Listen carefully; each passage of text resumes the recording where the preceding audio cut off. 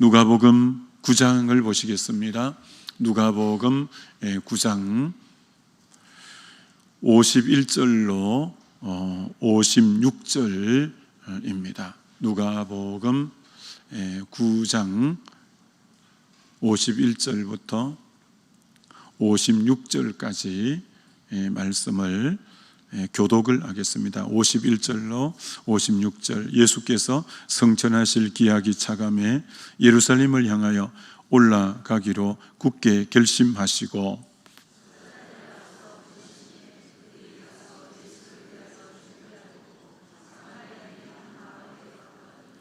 예수께서 예루살렘을 향하여 가시기 때문에 그들이 받아들이지 아니하는지라.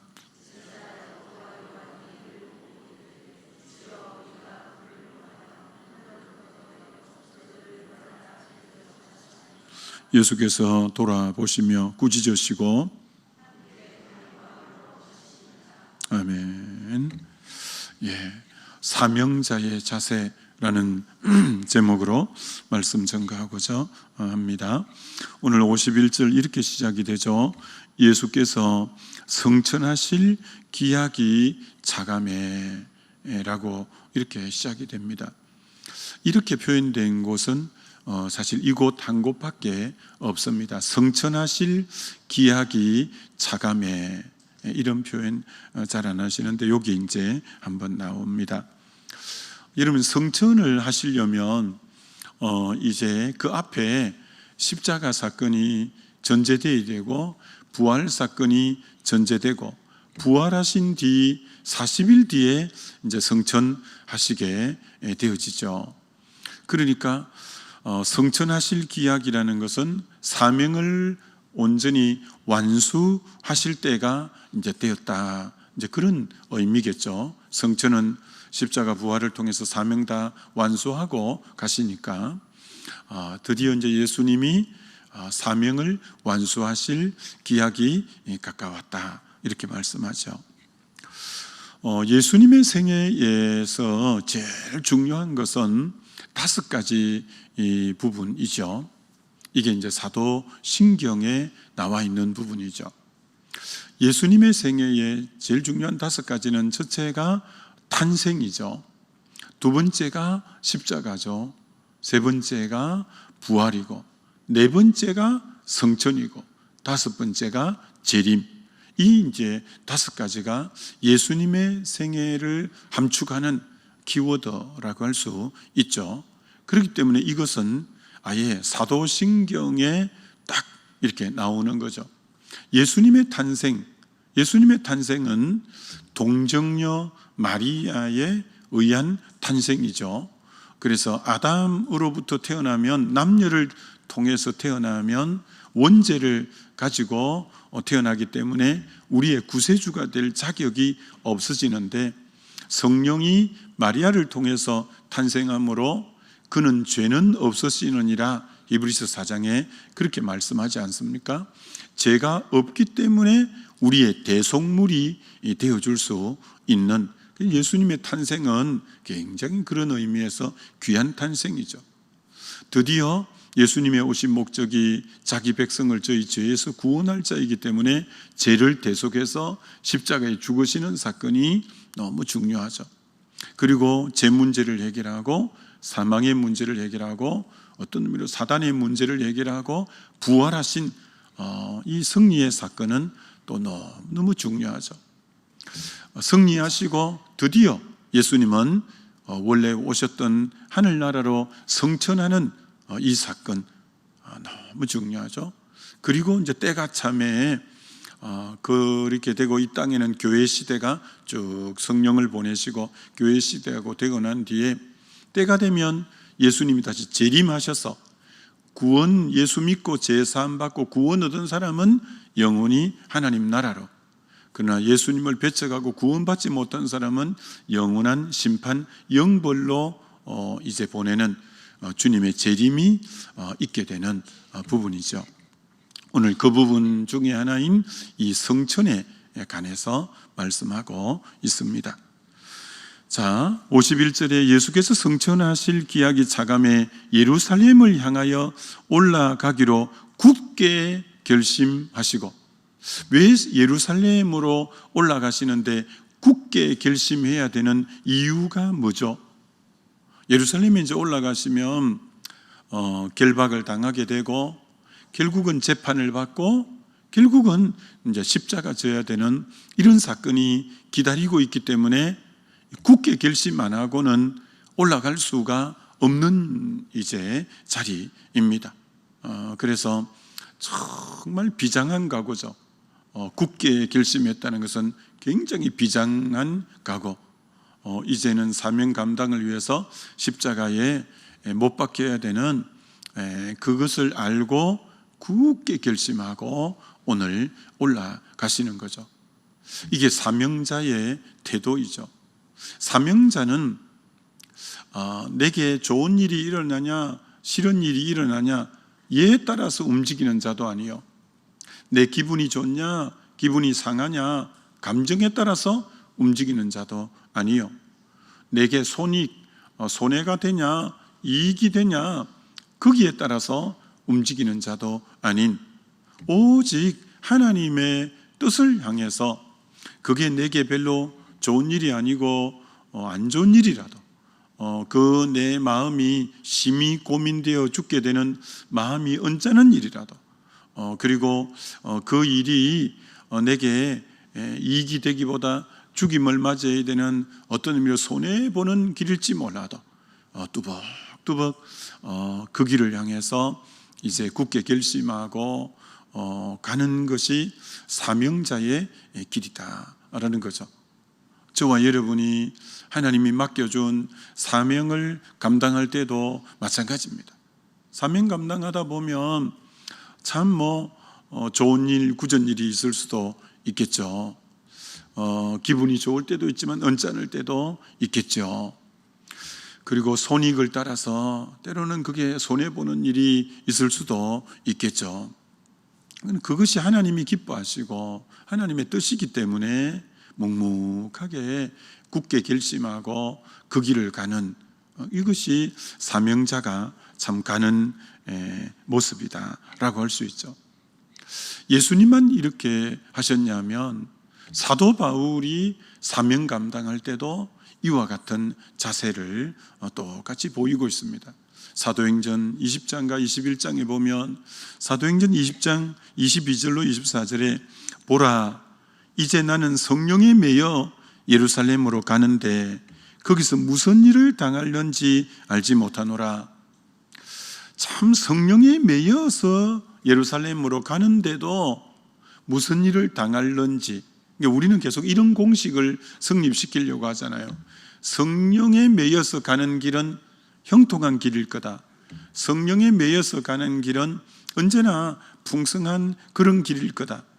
꼭 그렇게만 생각하려고 하는데, 성령에 매여서 가는데도 어려움이 얼마든지 내재할 수 있죠. 그러면서 그 다음에 이렇게 말합니다.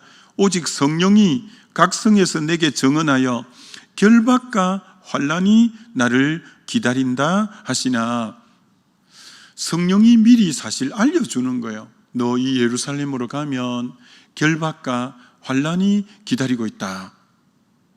이게 성령을 쫓아가는데 가는 길 앞에는 결박이 기다리고 있고 환난이 기다리고 있다는 거예요.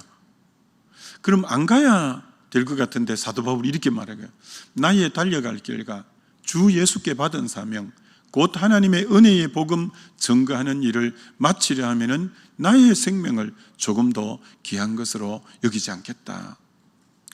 그러니까 정말 이 사명 감당하는 일을 위해서는 내 생명에 어떤 어려움이 올지라도 내 생명도 조금 더 귀한 것으로 여기지 않고 사명의 길로 가겠다.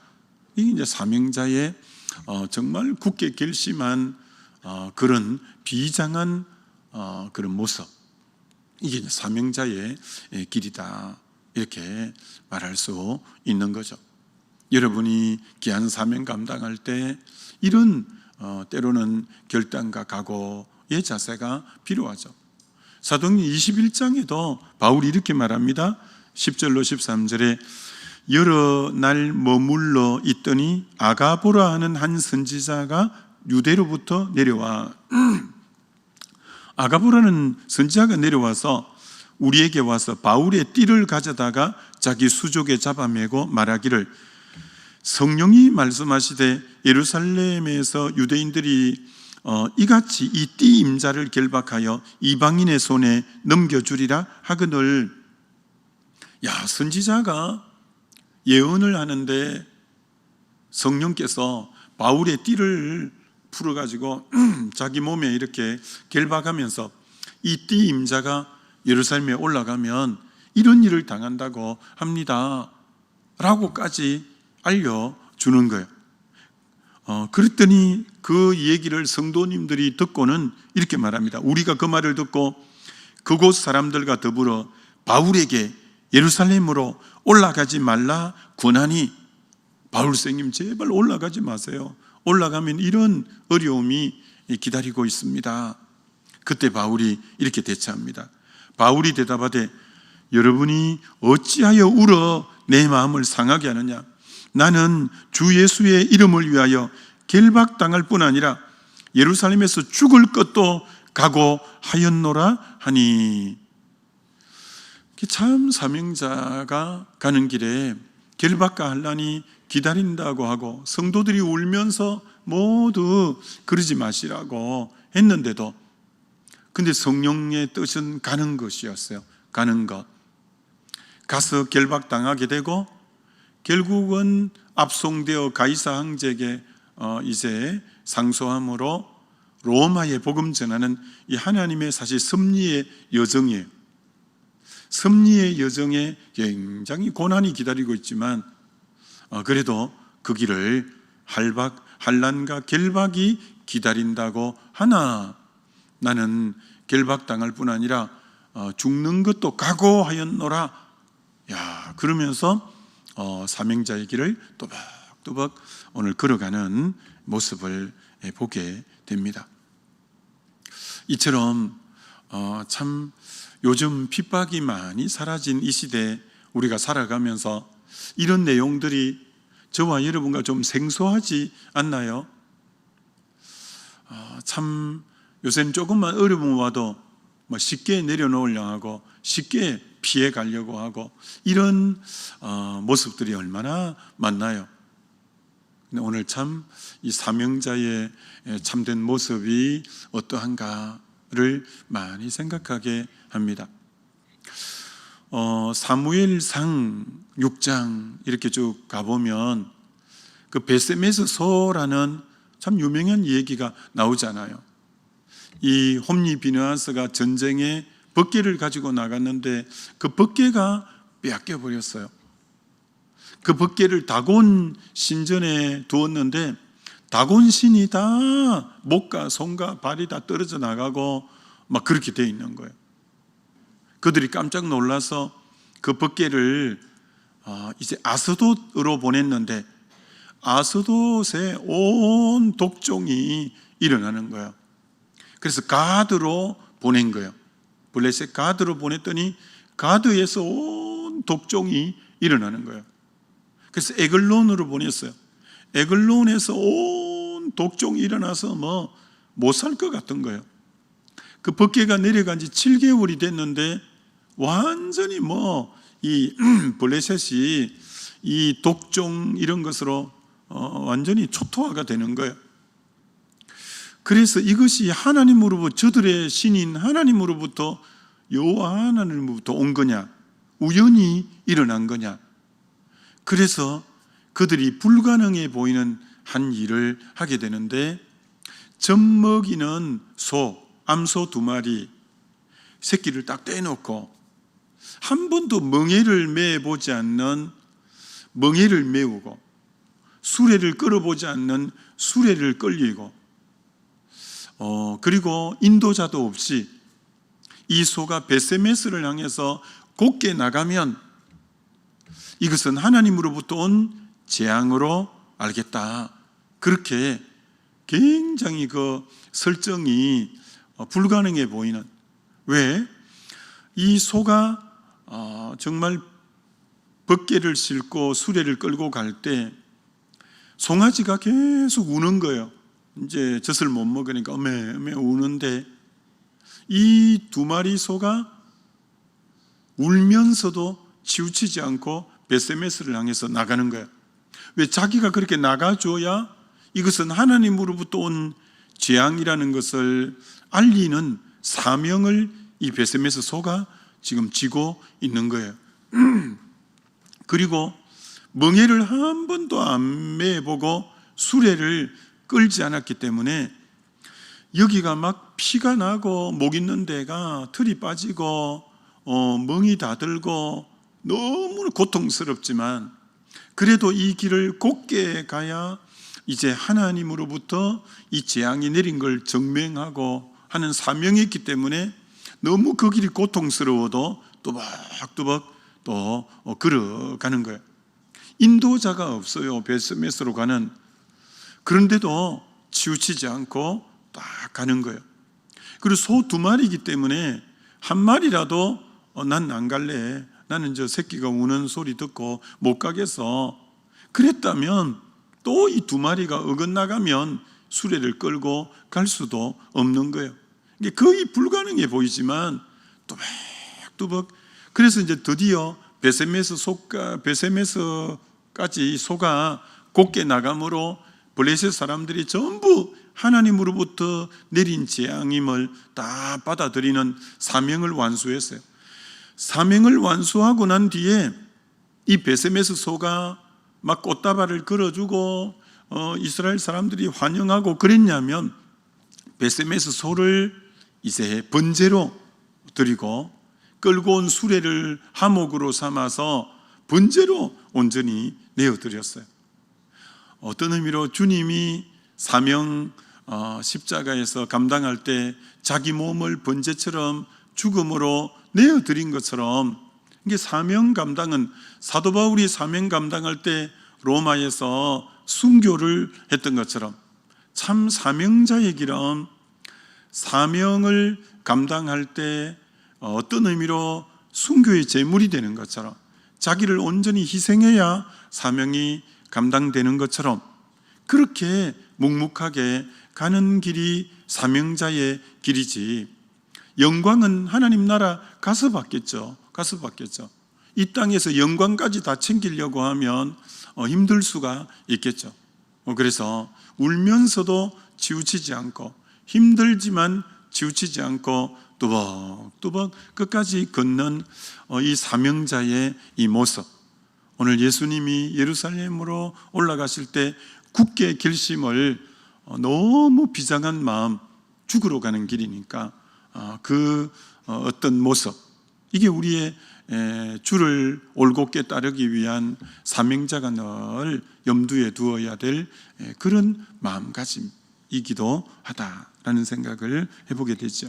자, 큰 두 번째, 52절부터 보면 사자들이 앞서 보내심에 그들이 가서 예수를 위하여 준비하려고 사마리아 이내의 한 마을에 들어갔더니 예수께서 예루살렘을 향하여 가시기 때문에 그들이 받아들이지 아니하는지라.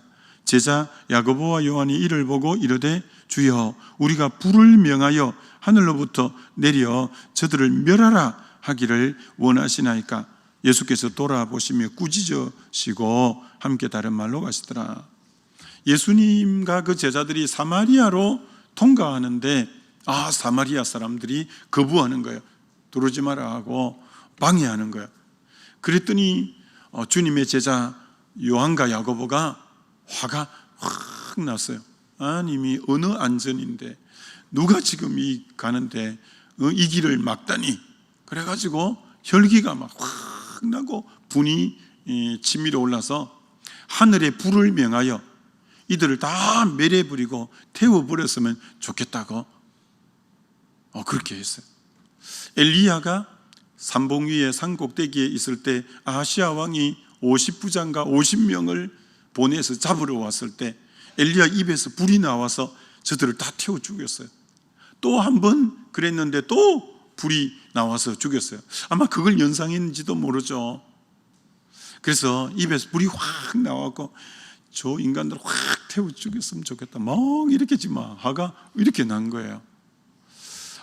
주님이 근데 그렇게 말하는 이들을 꾸짖었다는 거예요. 아직 제자들이 성숙하지 못한 모습, 혈기를 내는 모습, 분노하는 모습, 자기 의도대로 안 되니까 막 저들을 어떻게 하자고 하는 그 모습, 전혀 제자들의 인격에 참 아직은 너무 미숙한 그런 모습을 보이게 되죠.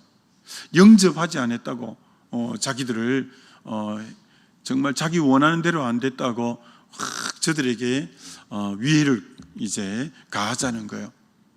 여러분, 이건 아니라는 거죠. 오늘 저와 여러분들이 참 자기 원하는 대로 안 된다고 혈기를 내고, 이런 분들이 자기 원하는 대로만 되면 얼마나 엄청난 일을 내겠어요. 그래서 참 주를 섬겨가는 길에 내 원함대로 안 될 때 혈기를 내고 분노하고 이런 것은 참 합당하지 않음을 보게 되는 거죠. 여러분은 어떠세요? 주의 일을 하다가 자기가 계획했던 대로 안 될 때 막 분노하고 혈기 내고 그런 모습이 없는가 생각해 봄이 필요하죠. 성경에 많은 사람들이 그런 모습을 보이죠. 모세가 40일 때 그 당대 가장 엘리트죠. 궁중학문을 배우고 신분이 왕자고 정말 근데 마음도 얼마나 귀해요. 자기 동족을 돌아볼 마음도 있고 근데 자기 동족을 돌아보러 나갔는데 애굽 사람과 히브리 사람이 싸우고 있는 거예요. 그래서 고만 혈기가 일어나서 고만 분노가 일어나서 애굽 사람을 쳐 죽이게 된 거예요. 굉장히 많이 배웠고 많이 왕자로서 많이 갖추었는데 뭐가 아직 안 됐냐면 분노를 조절을 하지 못하고 혈기 조절이 안 되고 자기를 다스릴 줄을 아직 모르는 이 모세의 모습을 우리가 보게 된다는 거예요. 여러분, 만약에 한번 가정해 보세요. 모세 40일 때 자기 백성을 이끌어내는 지도자로 세웠다면 어떤 결과가 나오겠어요? 모세 40세의 모세를 자기 백성을 이끄는 지도자로 됐다면 백성들이 얼마나 원망 많이 했는데요. 불평 많이 했는데요. 돌을 들어 모세를 던지려고 많이 했는데요. 그럼 모세의 혈기가 살아있었다면 이 백성들과 모세가 막 짱짱 부닥치고 그래서 백성들이 많이 죽었거나 아니면 하여튼 모세의 이 혈기 때문에 더 이상 못 해먹겠다고 내려놓겠다고 한 적이 여러 번 있었을 것 같아요. 주님은 40세 수준 갖고는 지도자가 안 되는 걸 알고 미디안 광야로 보낸 거죠. 미디안 광야에서 40년을 연단을 받았는데 어떤 부분을 연단받았을까요? 모세가 80이 돼서 자기 백성을 이끄는 지도자가 됐는데 민수기 12장에 모세의 온유가 지면에 성하더라 이렇게 말했어요. 40일 때는 혈기를 조절을 못하고 분노를 조절을 못하는 강박한 그런 사람이었는데 80이 되어서 연단을 다 받았을 때 모세의 인격 성품은 온유함이 지면에 성하다. 그 어떠함보다도 그러니까 하나님이 40년 연단의 초점은 지혜를 재능을 준 게 아니라 온유함이 그 누구보다 뛰어난 사람으로 연단했다는 거예요. 참 온유라는 말이 너무 그 한문의 뜻이 아름답죠. 조리어 온유, 따뜻할 온자, 부드러울 유자. 사람이 그렇게 따뜻하고 사람이 그렇게 부드러운 거예요. 영어에는 때로는 젠틀, 사람이 그렇게 신사적일 수 없는 거예요. 참 이 모세가 그렇게 온유했다는 거예요. 이런 모세가 출애굽의 지도자로 쓰임 받았는데 이 애굽의 지도자가 바로였어요. 이게 바로의 성격에 가장 많이 나오는 것은 강팍이었어요. 강팍. 바로가 또 강팍했더라. 또 강팍했더라. 이게 그 강팍하고 온유가 만난 거예요. 강팍과 온유가 만난 거예요. 누가 이기냐면 온유가 이긴 거예요. 온유가 강팍을 이겼어요. 여러분 참 대단하죠. 온유가 강팍을 이겼어요. 결국 그래서 자기 백성을 이끌어 나오게 되죠. 우리는 강팍이 이길 줄 알잖아요. 꼭 뭐하고 같냐면 혀하고 이빨, 치아하고 같은 격이에요. 굉장히 강한 게 이 치아잖아요. 그래서 혀를 얼마나 자주 깨물어요. 혀가 얼마나 당할 때가 많아요. 그런데 이가 먼저 빠져요. 혀가 잘 안, 혀 빠진 사람 봤어요? 혀가 끝까지 남잖아요. 결국은 혀가 승리해요. 혀가 승리. 몇 번 깨물리고 몇 번 피가 삐죽삐죽 나기도 하고 몇 번 많이 아프기도 하지만 결국은 혀가 이겨요. 강팍하면 이길 것 같지만 아니에요. 주님 안에 다듬어진 인격일수록 온유가 가장 특징이어야 돼요. 온유가 가장 특징이어야 돼요. 디모데전서 지도자에 대해서 말할 때 지도자는 다투지 아니하며 그 마음이 온유함을 계속 강조하고 있어요. 우리가 교회 중직이 되고 할 때 제일 특징이 온유함이 있어야 돼요. 참 직분 감당할 때 중직자도 마찬가지일 거예요. 직분 감당할 때 참 모세가 여러분 최고의 학문, 그 당시 최고의 엘리트잖아요. 자기를 비난하고 욕한 사람이 누구냐면 평생 노예 생활만 한 그들이 모세를 막 비난하고 했다고요. 이게 모세가 그런 격으로 보면 정말 언짢을 수 있잖아요. 저 못 배워 먹은 것들이 이렇게 할 수 있겠잖아요. 그러니까 얼마나 언짢을 수 있겠어요. 절대 그러지 않습니다. 모세가 정말 아무리 그렇게 해도 여러분 직분 감당할 때 별별 소리를 다 들을 수 있고 여러 가지 할 수 있어도 다 여러분 이제 온유한 자세가 참 필요하다는 거예요. 그때마다 못해 먹겠다고 내려놓겠다고 하고 일이 되면 주의 일이 안 되는 거죠. 또 그런 때로는 수모도 당하고 그러면서 주님 나라 위해서 끝까지 잘 달려가다 보면 결국은 사명이 완수되고 결국은 승리하게 되지. 그때 혈기 다 내고 그때만 못하겠다고 또 내려놓고 일이 되면 안 되는 겁니다. 우리가 참 주님 십자가 바라보면서 묵묵하게 끝까지 잘 갈 때 결국 승리하게 되어지는 이 모습처럼 저와 여러분에게도 야고보와 이 요한의 아직 성숙하지 못한 그 제자의 모습, 이런 모습들이 쉽게 혈기내고 분노하고 이런 모습들이 없는가? 나에게도 모세 40세 수준 같은 아직 그런 혈기와 분노, 자기를 다스리지 못하는 그런 부분들이 없는가? 다시 한번 생각해 보면서 하나님의 종, 또 지도자의 특징, 중직자의 특징이 온유함이다 라는 거 잘 알고 승리하는 저와 여러분 되시길 주의 이름으로 축원합니다.